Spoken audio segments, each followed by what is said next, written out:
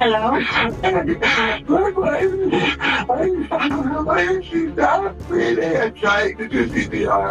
Okay, listen to me.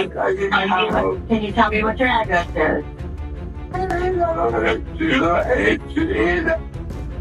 You 218 Skupiam, okay? And who is it? Okay, your name is David? Okay, who is it that's not breathing? My wife, and I'm fucking. Your wife is not breathing?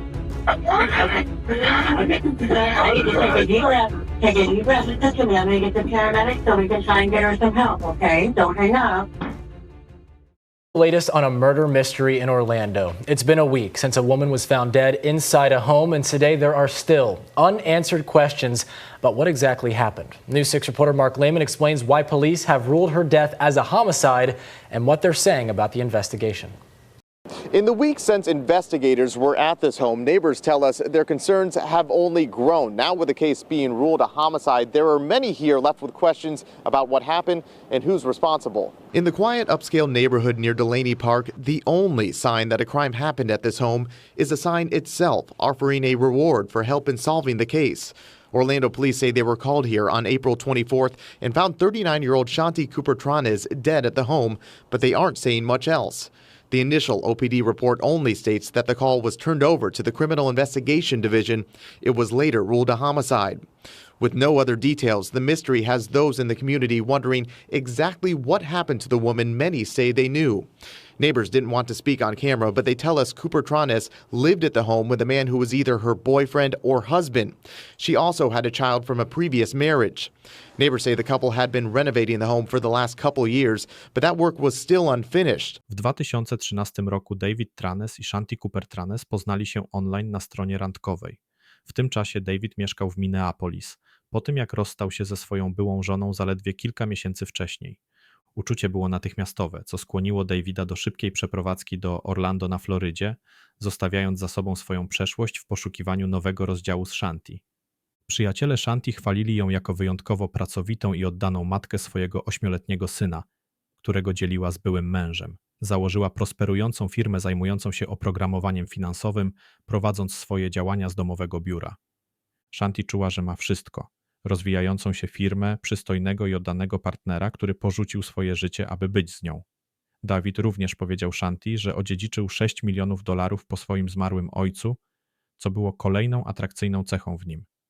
W 2015 roku David podjął ryzyko i zainwestował w dużą nieruchomość do remontu o wielkości ponad 350 m2 w sąsiedztwie Delaney Park w Orlando. Nieruchomość miała wysoką cenę $600,000, a David dokonał nietypowego kroku, płacąc w całości gotówką.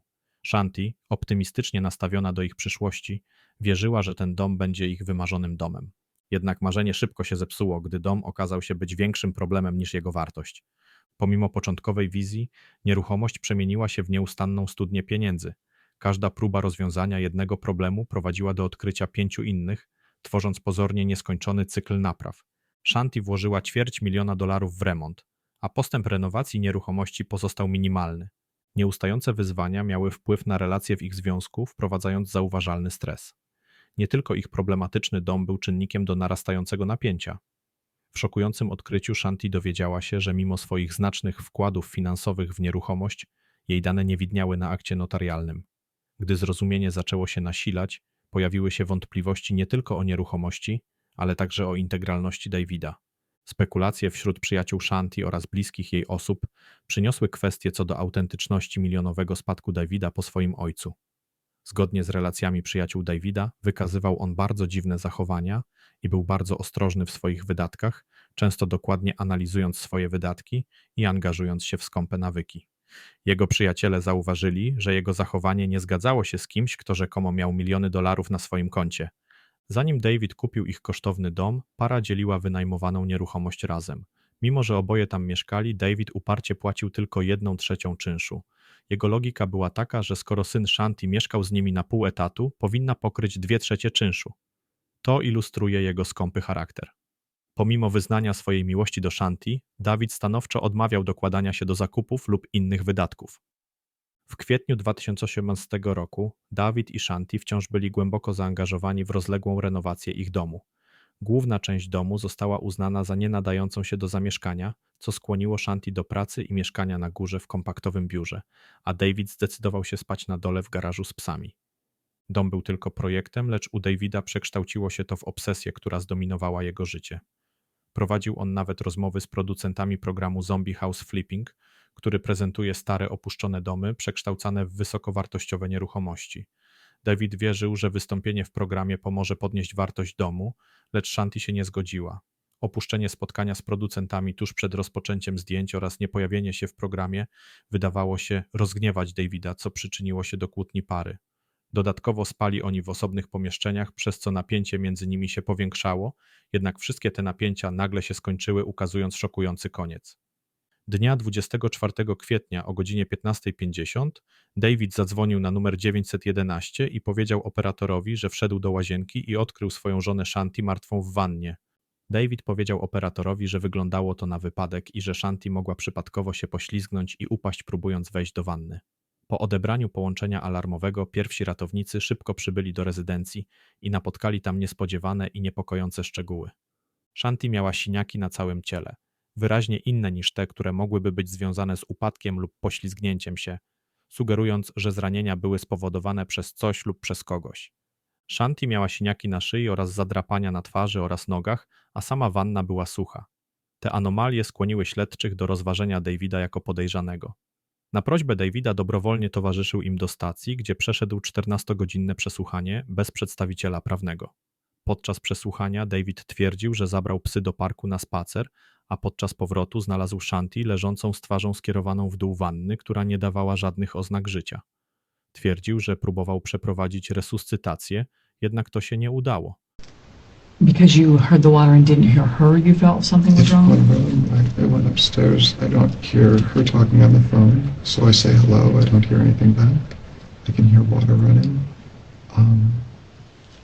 She's not saying anything. Doesn't seem right. Sometimes it is hard if you have the water running to hear somebody out there, so that was my assumption. Okay, so it's one room. You don't see her?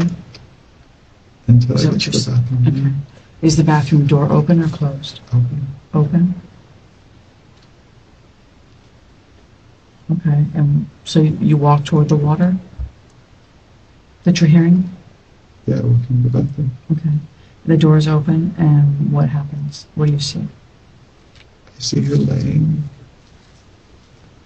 with her head in the right-hand corner.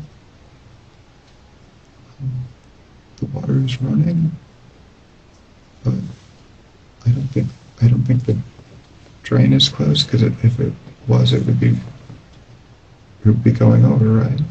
So the water's like half full. She's submerged partially, but she's also partially not submerged, and one of her legs is kind of sticking up and out a little bit. And it's just extremely awful, and it doesn't look natural. Obviously she fell or something happened. And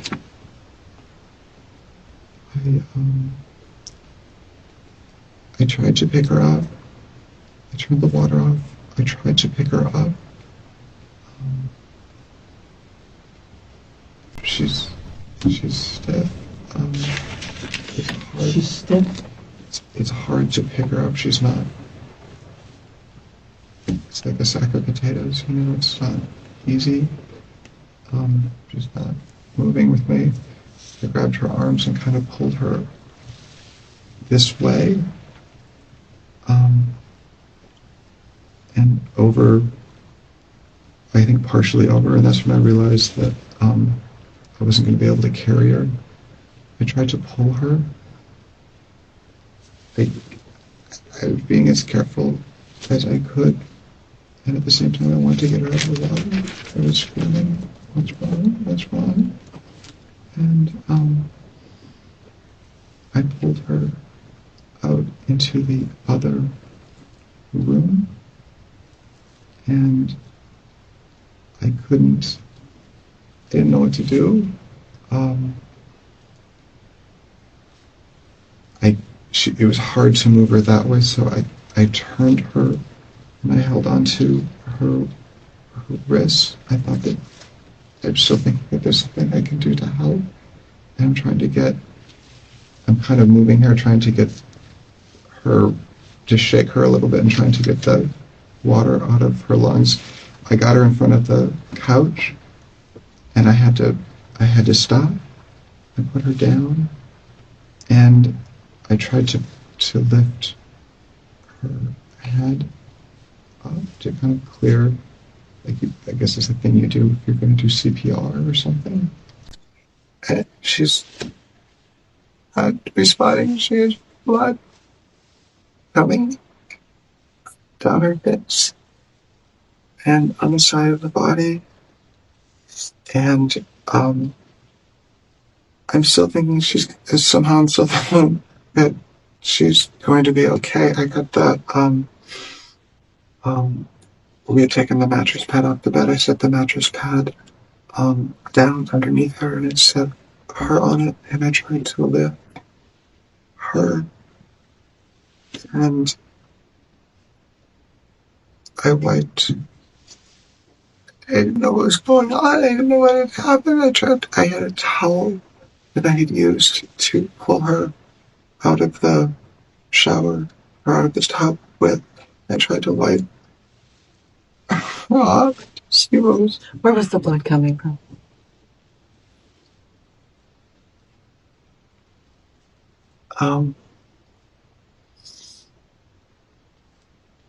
The left side of her face, here, on her cheekbone. Is that the right side? I'm looking. Or is it both? I don't think so.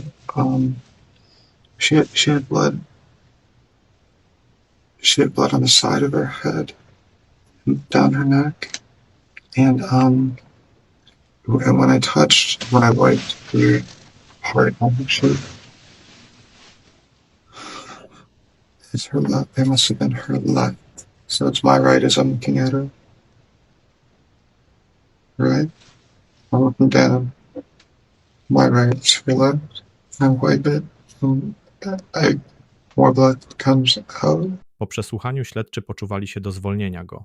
Następnie kilku śledczych otwarcie przyznało, że żywi podejrzenia wobec Davida.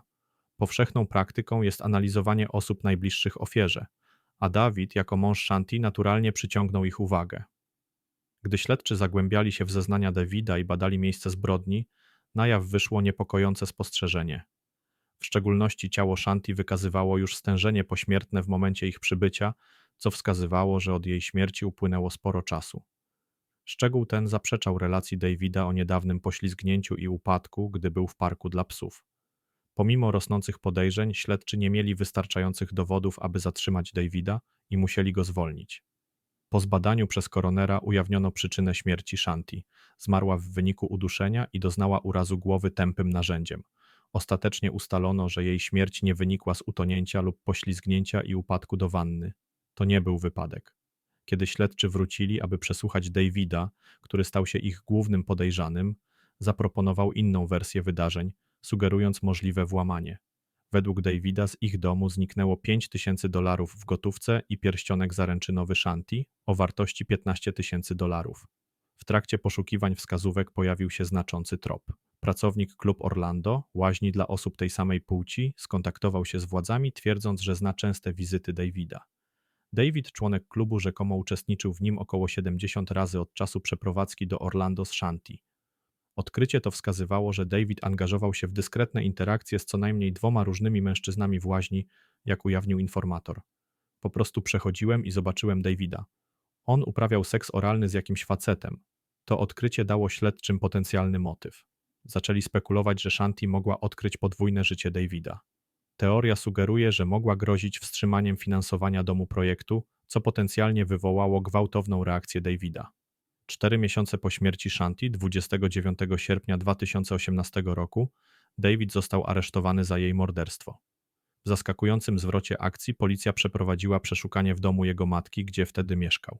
Pomimo jego wcześniejszych twierdzeń, że pierścionek zaręczynowy Shanti o wartości $15,000 został skradziony podczas rzekomego ataku, po aresztowaniu odkryli pierścionek w jego posiadaniu.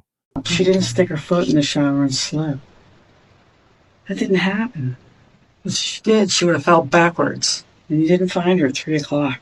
Didn't happen. I don't know that.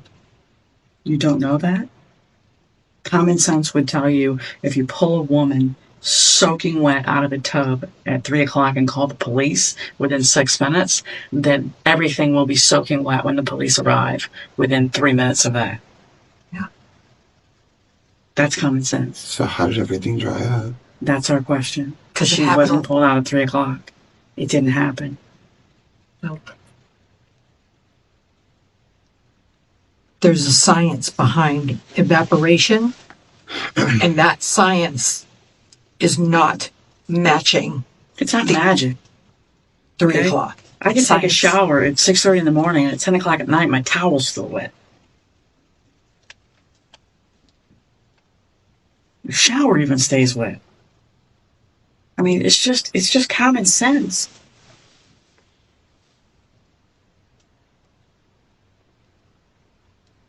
The water was definitely filled up to where you said, but not at 3 o'clock. That's the sliver of truth.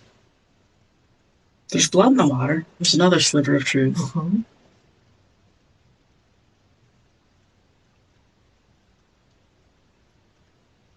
I know you think you thought of everything, but you didn't. I don't think I thought of everything, and I've told you over and over, I don't know. You do know. You have to stop saying you don't know, because you do know. You do. Anyway, you do know. You know exactly what happened, because it was only you and her there. There was nobody else there.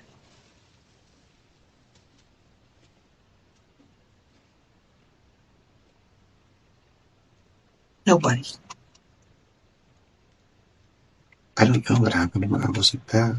No, There I'm sure. had to have been close to well over an hour in the morning that I wasn't there, and well over 2 hours in the afternoon that I wasn't Right, there. that's very possible that you left the residence. However, when you were there, whatever happened to her happened when you were there. It didn't happen when you were gone. It happened when you were there. And I wouldn't expect you to know what happened when you were gone. Nothing happened when you were gone. She was already deceased. Talk around in circles. Trust me.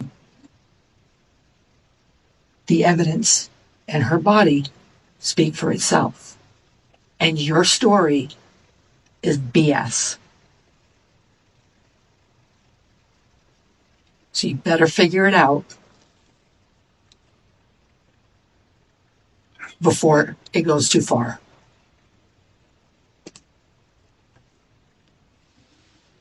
Because I'm telling you right now, nobody is going to believe that. Nobody. If you maintain that, you're going to look like a fool.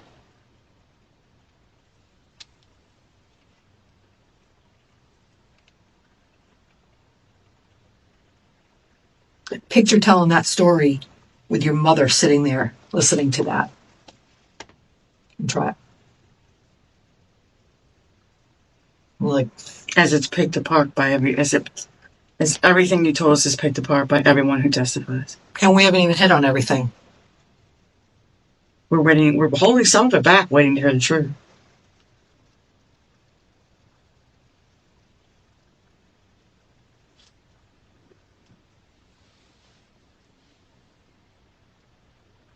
People can be sympathetic when they hear people be honest and remorseful. They can be empathetic to a situation that gets out of hand.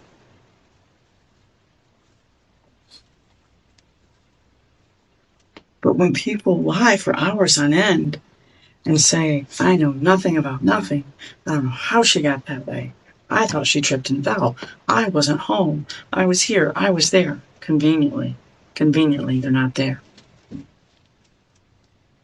It's complete hogwash.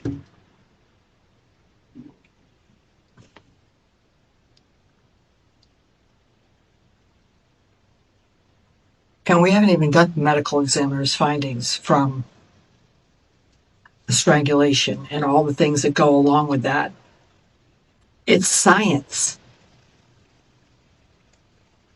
It's not guessing. It's medical science. Plus everything we've done at your home tonight. We're still there.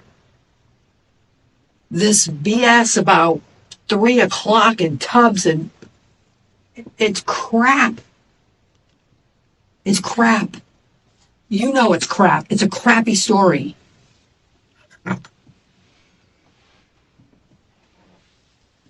Yeah, you don't know what happened when you were gone. I get it. But you know what happened when you were there. And that's what counts.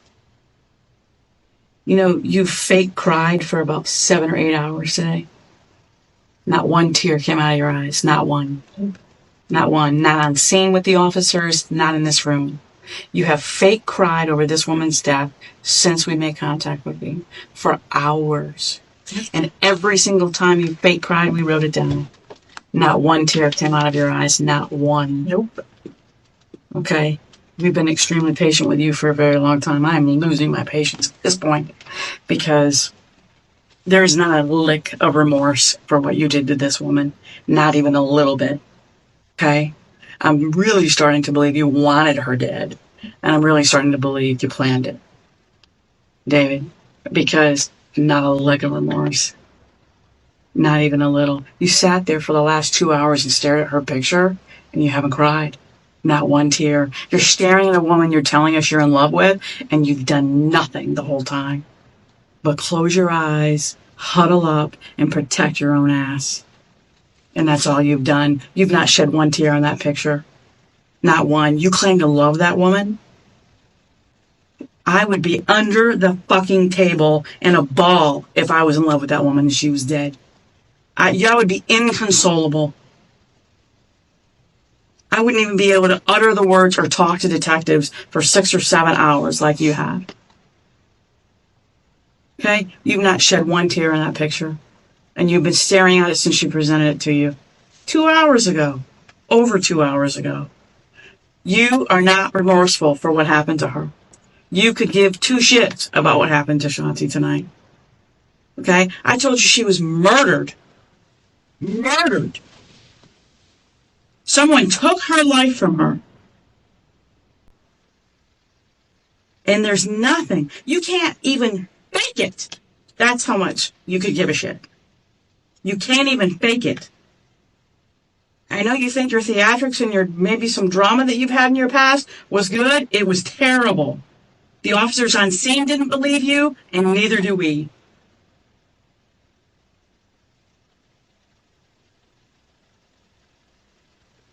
You fucked up. That's the end of it. You screwed up. You made a mistake, whatever it is. I'm starting to believe it wasn't a mistake. I'm starting to believe that David wanted this chick dead. For whatever you might gain, for control, creative control of the house, so you can direct the build. I don't know what your motivation would be, but I know you stand to benefit. I know that the show that's going to happen is now yours. That all the decisions that are made are now yours. The 250 grand you tend to inherit, you can build the house of your dreams. Maybe never work again. I know there's motivation. Is it the accurate motivation? Maybe not. Is it what I'm going to paint you as? Probably. Śledczy otrzymali następnie nieoczekiwany cynk, który zaprowadził ich z powrotem do Minnesoty. Do czasów, gdy David był żonaty z kobietą o imieniu Carol. Byli bliscy przyjaciele Carol poinformowali detektywów, że podejrzewali, że David mógł truć swoją byłą żonę. Podobno krótko po ślubie Davida i Carol zaczęła doświadczać różnych niewyjaśnionych problemów zdrowotnych. To odkrycie skłoniło śledczych do rozważenia, czy Shanti mogła mieć podobne problemy zdrowotne. Po zagłębieniu się w historię medyczną Shanti, detektywi odkryli, że 8 tygodni przed śmiercią przeszła nagłe usunięcie wyrostka robaczkowego jakby znikąd. Chociaż szpital przypisał to zapaleniu wyrostka robaczkowego, śledczy zauważyli, że objawy zapalenia wyrostka robaczkowego i zatrucia mogą się pokrywać. Sam David ujawnił śledczym, że Shanti miała problemy trawienne przed dniem jej śmierci. W innym zaskakującym rozwoju wydarzeń śledczy otrzymali aktualizację. Nieoczekiwany telefon od jednego z adwokatów Davida, który twierdził, że posiada zakrwawione prześcieradła z domu pary. Zadziwiające, adwokat nigdy nie ujawnił tego dowodu prokuraturze. Detektyw natychmiast poinformował adwokata Davida, że wszelkie dodatkowe dowody muszą zostać natychmiast przekazane. Około 10 do 12 godzin później adwokat ponownie skontaktował się z detektywem, ujawniając kolejny przedmiot. Nieujawniony zielony sznur. Adwokat wyjaśnił, że prywatny detektyw usunął go z domu. Adwokat potwierdził miejsce zamieszkania Davida z powodu rzekomych gróźb samookaleczenia ze strony Davida. Śledczy początkowo uznali to wyjaśnienie za zagadkowe. Jednak związek stał się jasny, gdy przypomnieli sobie przyczynę śmierci Shanti – uduszenie. Po przetestowaniu zielonego sznura pod kątem dowodów DNA wyniki były jednoznaczne. Na sznurze nie znaleziono żadnego DNA. Chociaż nie jest to całkowicie zaskakujące, biorąc pod uwagę możliwość wcześniejszego czyszczenia, brak jakiegokolwiek DNA, w tym odcisków palców, wzbudził podejrzenia. Następnie adwokat obrony wycofał się z reprezentowania Davida i sam został objęty dochodzeniem w sprawie potencjalnego manipulowania dowodami. Przed procesem David przeszedł ocenę psychiatryczną i został uznany za niezdolnego do udziału w procesie, zdiagnozowano u niego schizofrenię. This Orlando man who's charged with his wife's murder could soon be institutionalized. David Trannesa is accused of killing Shanti Cuper Trannes in 2018. A doctor for the defense and another doctor for the state have determined he's incompetent to stand trial. Looking gaunt and pale, a long-haired David Trannes walked into court. For the first time since Trannes' arrest, Jackson Cooper, the son of murder victim Shanti Cuper Trannes, was there to see him in person. It's good because I know he's not doing good at all. The state of him, he looks horrible. Jackson was just 8 years old when Shanti was slain in their Delaney Park home in 2018. His stepdad, David Trannes, was later arrested and charged with first-degree murder. Today, the now 12-year-old clutched a photo of his mom as he shared with us. Both doctors have agreed in their reports that the defendant is incompetent to proceed and recommend that he be committed. The judge will make the final decision, but it's likely Trannes will be sent to a mental institution, pushing the trial back again. For Jackson, it's just another delay in what's already been a long wait for justice. He believes Trannes' incompetence is all an act. He's just trying to get out of it because he thinks he's going to get to a mental hospital and play around. This process is something he's still learning to live with, on top of life without his mom. Sędzia orzekł, że jest teraz zdolny do stawienia się przed sądem. Jego proces rozpoczął się 12 października 2023 roku. Podczas 5-dniowego procesu obrona argumentowała, że David nie był zamieszany w morderstwo Shanti, sugerując, że mogła być w domu podczas włamania.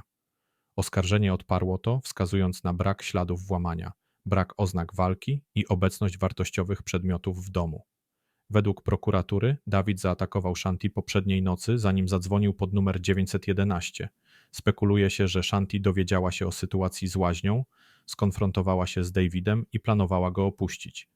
Rzekomo zareagował gwałtownie na te kłótnie i zamordował Shanti.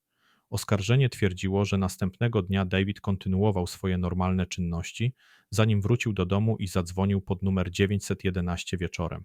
Podczas śledztwa władze znalazły jeden z kolczyków Shanti na jej stoliku nocnym, drugi wciąż miała w uchu. Co ciekawe, jej telefon komórkowy nie był używany ani przesuwany od poprzedniej nocy od godzin 23. Detektywi uważają, że to wtedy David zabił Shanti. Po 5 godzinach obrad ława przysięgłych uznała Davida za winnego zarzucanego mu morderstwa.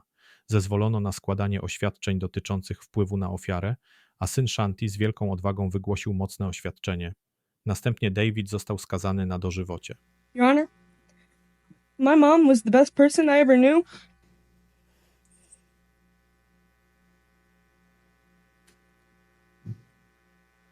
It's like a hole in my heart that I can't fill or fix.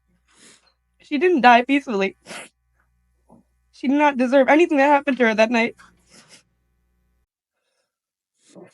My family and I have been waiting for about 5 years for justice. I miss her so much. I would have never thought the day before was the last time I would see my mother alive.